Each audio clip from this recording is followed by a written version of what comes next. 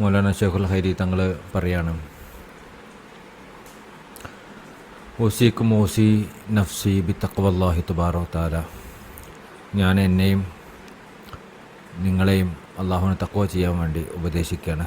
വൻ നസ്തഖിൽ ബിഹി ദായിമൻ, അതുപോലെ തന്നെ എപ്പോഴും അവനിൽ മുഴുകാനും, വൻ നുറാഖിബഹു മാ അൻഫാസി, നമ്മൾ ഓരോ ശ്വാസത്തിലും അവനിൽ മുറാഖബയിലായി അവനിൽ ഫോക്കസ് ചെയ്തുകൊണ്ട് നിൽക്കാനും, അവൻ അബ്ദുല്ലാഹ കഅന്നക തറാഹു, അതുപോലെ അവനെ കണ്ടുകൊണ്ട്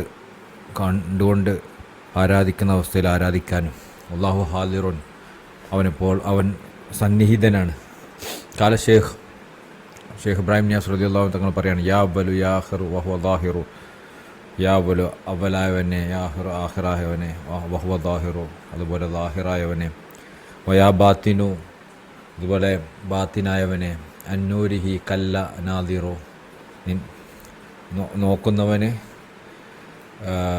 കാണാൻ സാധിക്കാത്ത പ്രകാശമുള്ളവനെ, അതായത് നിന്നെ നോക്കാൻ ഒരു കണ്ണിനും പറ്റൂല ആ ഒരു അവസ്ഥ ഉള്ളവനെ, ബൈദത്ത് ബി ഖുർബി, നീ അകൽച്ചയിലാണ്, ബി ഖുർബി സാമീപ്യം കൊണ്ട്, വഖതംതൂടെ അവൻ മറഞ്ഞിരിക്കുകയാണ്. അതായത് അവൻ